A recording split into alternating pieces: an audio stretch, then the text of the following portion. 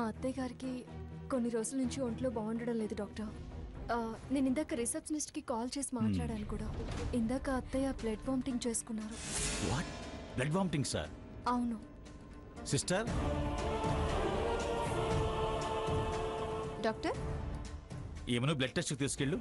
రండి మేడం. వెళ్ళండి అత్తయ్య.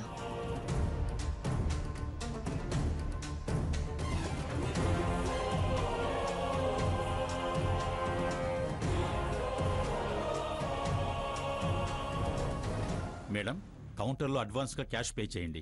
అలాగే డాక్టర్.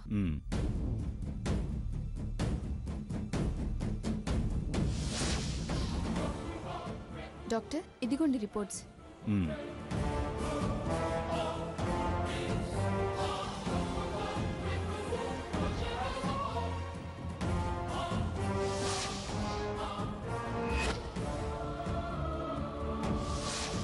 డాక్టర్ ఆ రిపోర్ట్స్లో ఏముంది? తనకు క్యాన్సర్.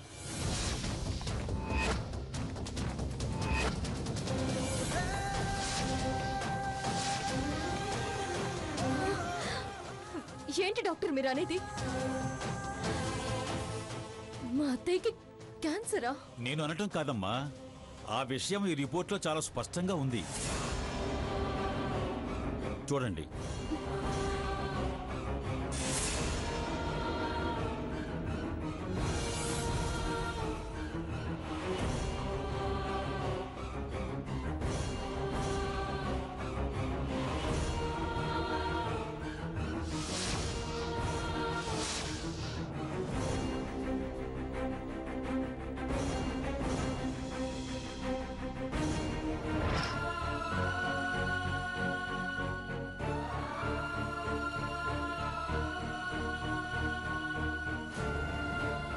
చూడమ్మా, మనం చేయగలిగింది ఏమీ లేదు.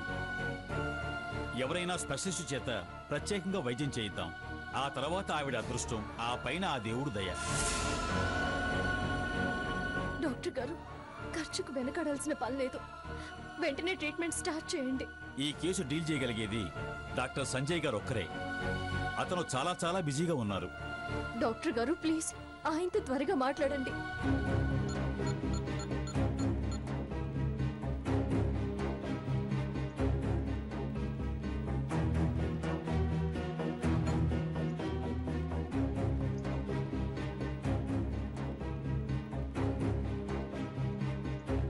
ఇంజెక్షన్స్ మందులు రాశాను, తెప్పించి వాడండి. అలాగే డాక్టర్ సంజయ్ గారికి మీ అడ్రస్ ఇస్తాను, వారు మిమ్మల్ని కలుస్తారు. అలాగే డాక్టర్.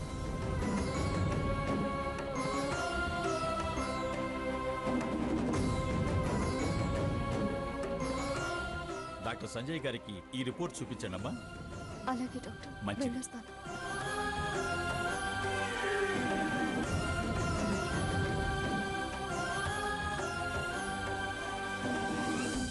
అత్తయ్య, ఏంటత్తయ్య ఇది? మీకు ఈ విషయం ముందే తెలుసా? అందుకేనా నన్ను ఈ విషయం రఘురామ్కి చెప్పొద్దు అన్నారు? ఆహ్వానం కాస్త ముందందింది, అందుకేనమ్మా వాడితో నేను చెప్పొద్దు అంది. వాడి మనసు నాకు తెలుసు కాబట్టి. నా ఆయుష్ ఆఖరి రోజు. అత్తయ్య గారు, వద్దత్తయ్య గారు. ఆహ్వానం, పిలుపు, ఆఖరి రోజు అనే మాటలు మాట్లాడొద్దు. మిమ్మల్ని రక్షించుకునే బాధ్యత నాది. స్పెషలిస్ట్తో మాట్లాడమని చెప్పాం కదా, ఇంకేం భయం లేదు. పిచ్చిదానా, ఏ స్పెషలిస్టులైనా మృత్యువుని నా దగ్గరికి రాకుండా ఆపలేరమ్మా. కాస్త వాయిదా వేయగలరు అంతే. సీత, ఆ ధైర్యమే కదమ్మా నన్ను ఇంతకాలం బ్రతికించింది. లేదత్తయ్య గారు, నేను పోరాడి మిమ్మల్ని గెలిపిస్తాను. మీరు ధైర్యంగా ఉండండి. ధైర్యం సన్నగిల్లాకేగా వ్యాధి నన్ను ఎదిరించి బయటపడింది. ఎవరు దేని నుంచి బయటపడతారో రేపు స్పెషలిస్ట్ వచ్చాక మీకే తెలుస్తుంది. నాకు మీరు కోలుకుంటారన్న నమ్మకం ఉంది. నీ ప్రేమ, నమ్మకం నాకు చాలా ఆనందాన్నిస్తోందమ్మా. సీత, నాకు సాయం చేస్తావా అమ్మా? చెప్పండి అత్తయ్య, మీకోసం ఏం చేయమన్నా చేస్తాను. సీత, నాకిక్కడ ఉండటం ఇష్టం లేదమ్మా. నువ్వు నా విషయం దాచినా, నేను ఎవరికంట పడినా నా విషయం రఘురాంకు అత్తయ్యకు తెలిసే అవకాశం ఉంది. అర్జెంటుగా నన్ను ఎక్కడికైనా తీసుకెళ్ళమ్మా. ఏంటత్తయ్య ఇది? ఎందుకు నా దగ్గర ఇలా మాట మీద మాట తీసుకుని మరొకళ్ళతో కూడా బాధ పంచుకోలేని బందీని చేస్తున్నారు? నా స్వార్థం నిన్ను ఇబ్బందిలో పడేచ్చు, కానీ నీ ధైర్యం మీద నాకు నమ్మకం ఉందమ్మా. అందుకే ఈ శ్వాస ఆగేదాకా ఈ రహస్యం దాచక తప్పదు. తప్పదు సీత. ఇక్కడ ఉండకపోతే ధైర్యం ఏముంటుంది అత్తయ్య? నాకు ధైర్యం కన్నా ఇప్పుడు మనశ్శాంతి ముఖ్యం తల్లి. సీత, దయచేసి నన్ను అర్జెంటుగా ఎక్కడికైనా తీసుకెళ్ళమ్మా. సరే రండత్తయ్య.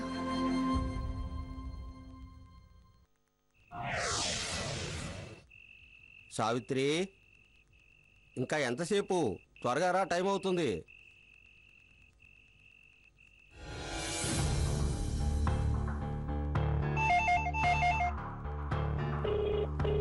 ఫోన్ ఎవరో చూడు.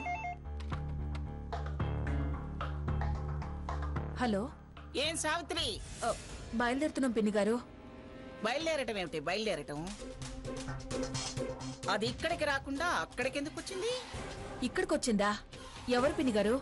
ఎవరేమిటి? ఎవరు? సీత. సీత? సీత ఇక్కడికి రావడం ఏంటి? ఉమ్, ఇక్కడికి రాలేదు పిన్ని గారు.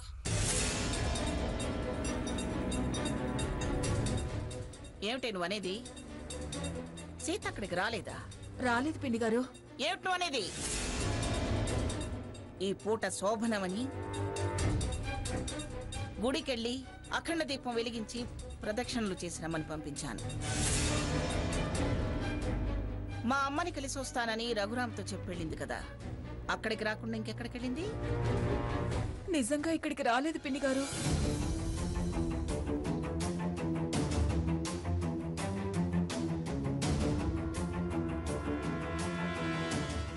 అది అక్కడికి వెళ్ళలేదట.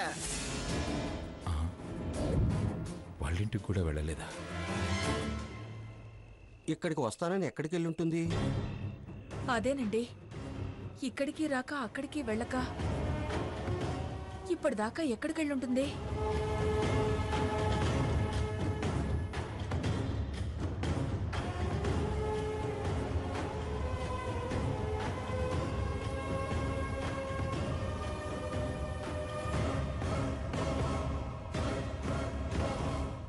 ఏమండి, అది ఎక్కడికెళ్ళినట్టండి?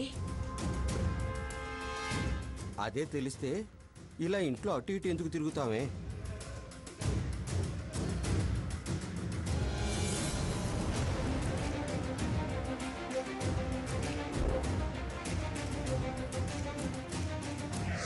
Thank you.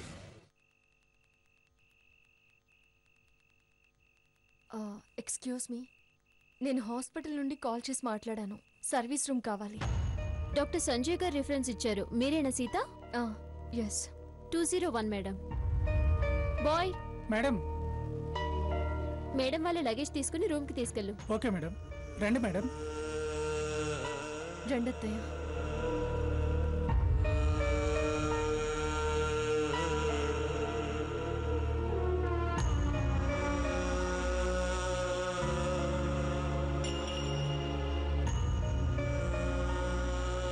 కూర్చోండి అత్తయ్య. మేడం, కీస్ ఇక్కడ పెడుతున్నాను. అలాగే.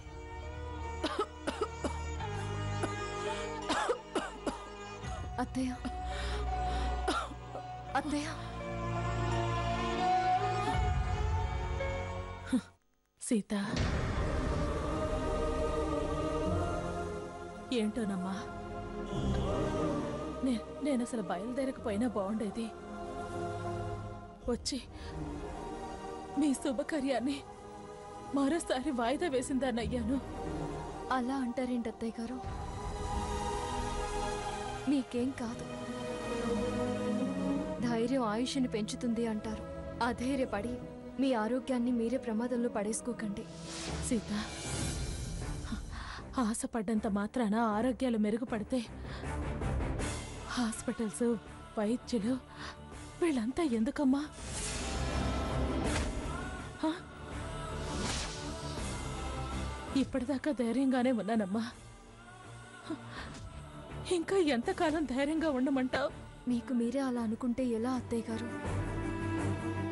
వైద్యంలో చాలా కొత్త విధానాలు వచ్చాయి. రేపు డాక్టర్ గారు వచ్చి చూసి మీకే చెప్తారు కదా.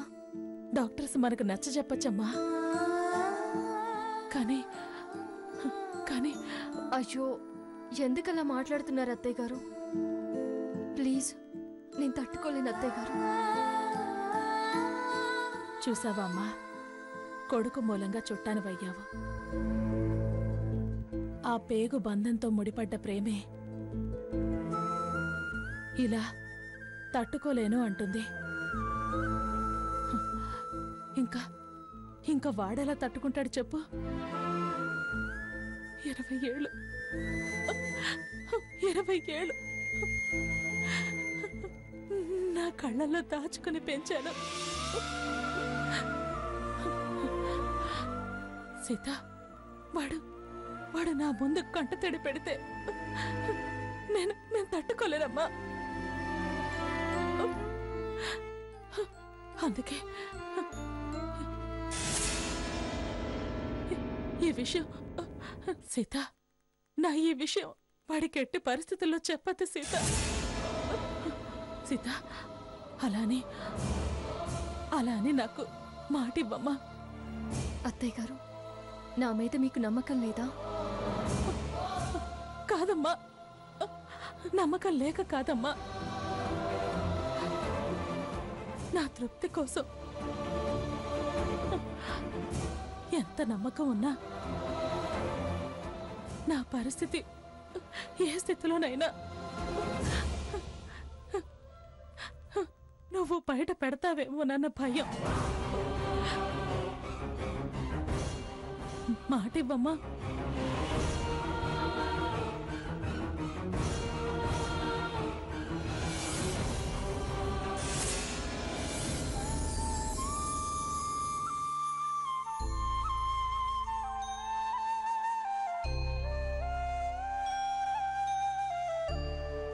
సరే అత్తయ్య, మీ మాట ప్రకారమే ఎట్టి పరిస్థితుల్లోనూ మీ విషయాన్ని బయట పెట్టను.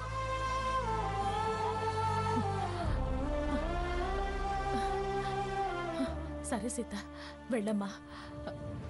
ఆలస్యానికి కారణం ఏమని చెప్తా? వాళ్ళని అది మా అత్తగారిని ఎలా ఒప్పిస్తావో జాగ్రత్త సీత. నా విషయం మాత్రం మనిద్దరి మధ్య ఉండాలి. సరే అత్తయ్య, మీరు మాత్రం అధైర్యపడకుండా జాగ్రత్తగా ఉండండి. టైం ప్రకారం మందులు వేసుకోండి. నేను సిస్టర్తో మాట్లాడాను, తను వస్తుంది. అలాగేనమ్మా, బయలుదేరు. ఇప్పుడు డైరెక్ట్గా అమ్మమ్మ గారింటికి వెళ్ళడం సేఫ్ కాదు. అమ్మ దగ్గరికి వెళ్ళి విషయం చెప్పి అమ్మ సలహా ప్రకారం నడుచుకోవాలి. వెళ్ళరా అమ్మా, వెళ్ళమ్మా, బయలుదేరు. అలాగే అత్తయ్య, జాగ్రత్త. మీరు కాసేపు పడుకోండి, నేను వెళ్ళొస్తాను. అలాగే.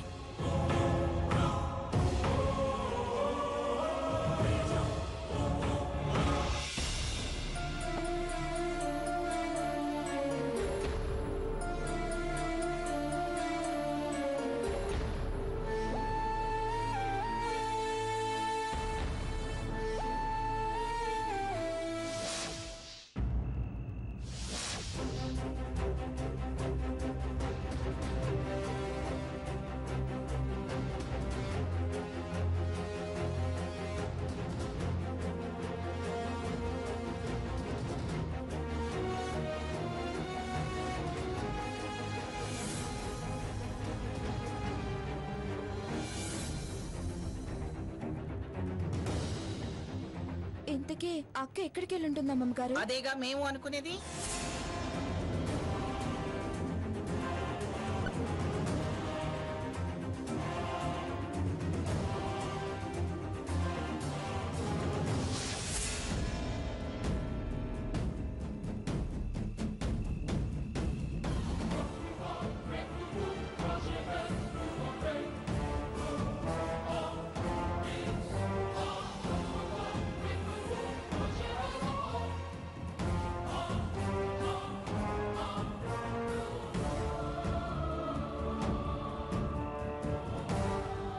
ఇంత టైం అయినా ఇంకా రాలేదంటే నాకెందుకో భయంగా ఉందండి. సావిత్రి వస్తుందేమో లేవే, ఇప్పటిదాకా చూసాంగా, ఇంకా సేపు చూద్దాం.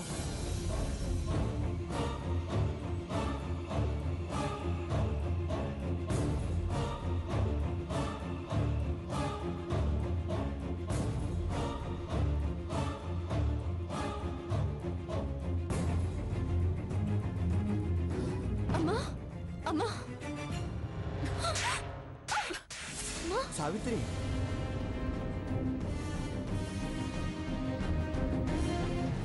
ఏంటి ఆ చూపు? ఎక్కడికెళ్ళావా ఎప్పటిదాకా?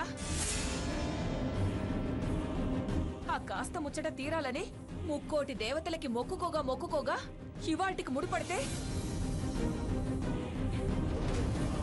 మధ్యాహ్నం అనగా మా ఇంటికి వస్తున్నానని అబద్ధం చెప్పి ఎక్కడికెళ్ళావే? మంచిది అనుకుంటే ఇంత ముదనష్ట పనిచేశావేంటే? నీ ముచ్చట మీద నిప్పులు పోసుకుని వెళ్ళి ఏ రాజకార్యం చేసుకొచ్చావే? అమ్మా మాట్లాడుకో. సిగ్గు లేకుండా ఇంకా అమ్మ అని పిలుస్తున్నావు. అది కాదమ్మా. మాట్లాడొద్దన్నాను. నోర్ముయ్. సావిత్రి తనేదో చెబుతుంది, వినవే. ఏంటి మనకది చెప్పేది? అది మనం విని మళ్ళీ వాళ్ళకి చెప్పేది. ఆ ఏడుపేదో అక్కడే ఏడుద్దు గాని. పదవే. అమ్మా సావిత్రి ఆవేశపడకు. అది ఎక్కడికి వెళ్ళిందో ముందు చెప్పని. అదేం చెప్పినా నేను వినదలుచుకోలేదు. ఏం చెప్తుందో వాళ్ళకే చెప్పాలి. ఏమన్నా అదే పడాలి. మెడపట్టి గెంటితే వదిలేసొస్తాను. అమ్మా ప్లీజ్ అమ్మా, నేను చెప్పేది విను. వద్దు, నోరు తెరవద్దు. నిన్ను చూస్తేనే అసహ్యం వేస్తోంది.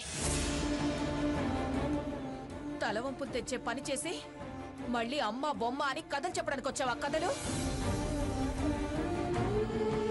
పద. అమ్మా నీ అంతూ ఆ పెద్దవిడే తెలుస్తుంది. పద. అమ్మా రా. సావిత్రి రా. జాగ్రత్త.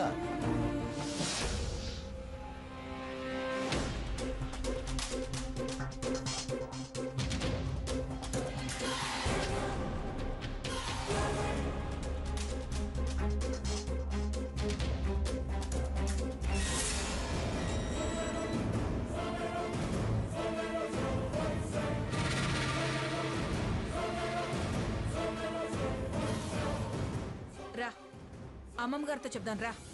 అమ్మా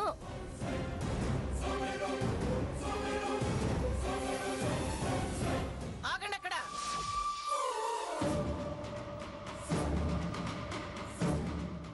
అడుగు ముందుకు వేశారో మర్యాద దక్కదు. మంగా మీరు మాట్లాడకండి. అది ఎప్పుడైతే ఇంట్లో లేకుండా వెళ్ళిపోయిందో అప్పుడే ఈ గుమ్మం తొక్కే అర్హత కోల్పోయింది.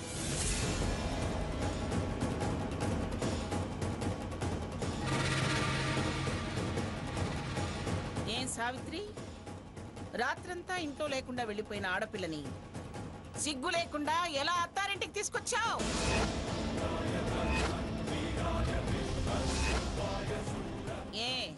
ఎటుపోయినా పర్వాలేదు, ఏం చేసి వచ్చినా అభ్యంతరం లేదు. కన్న తీపి పేగు బంధం అనుకుంటే నీ ఇంట్లోనే అట్టి పెట్టుకో. నీ ఒళ్ళోనే పడుకో పెట్టుకుని జోల పాడుకో. వెళ్ళండి ఇక్కడ నుంచి.